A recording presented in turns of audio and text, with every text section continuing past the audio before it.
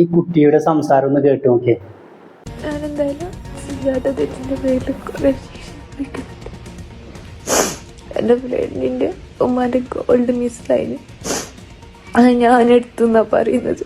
ഞാൻ എടുത്തിട്ട് പോലും കറിയത്ത് പോലും അങ്ങനത്തെ ഒരു സ്വർണ്ണം ഉള്ളത് പോലും എൻ്റെ പേരിൽ എന്തൊക്കെയോ ആരും ഞാൻ ഏതൊക്കെ ചെക്കന്മാരൊക്കെ കോഴിക്കോട് ഒരു റൂം എടുത്തിട്ട് അങ്ങനെ എന്തൊക്കെയോ ആരോപണം പറഞ്ഞു നടക്കുക. അവർ എൻ്റെ ഹസ്ബൻഡിൻ്റെ വീട്ടുകാർ എൻ്റെ വീട്ടുകാർക്കും സമാധാനമില്ല.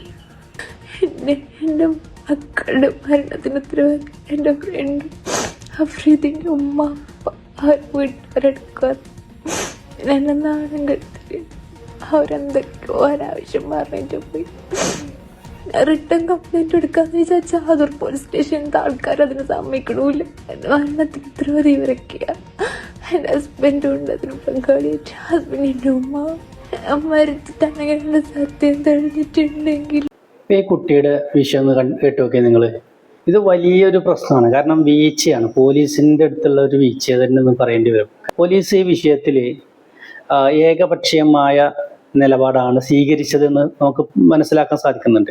ഈ കുട്ടിയുടെ മരണത്തിന് ഉത്തരവാദിയും കുടുംബങ്ങളും അതിലുപരി പോലീസുമാണ്. കാരണം പോലീസ് ഈ കുട്ടിക്ക് എതിരെ കേസെടുക്കുമ്പോൾ ആ കുട്ടിക്ക് അനുകൂലമായ ഒരു നിലപാടും കൂടി സ്വീകരിക്കണം. കാരണം കൗണ്ടർ കേസ് സ്വീകരിക്കേണ്ടത് പോലീസിൻ്റെ ബാധ്യതയാണ്.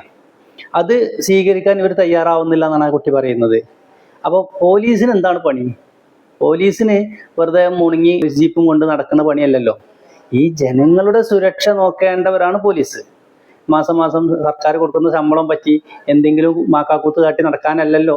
ഈ ജനങ്ങളുടെ എൻ്റേതടക്കമുള്ള ആളുകളുടെ പണം കൈപ്പറ്റിക്കൊണ്ടാണ്, അല്ലെങ്കിൽ പണം എടുത്തിട്ടാണ് നിങ്ങളെപ്പോലെയുള്ള ആളുകൾക്ക് ശമ്പളം തരുന്നത്.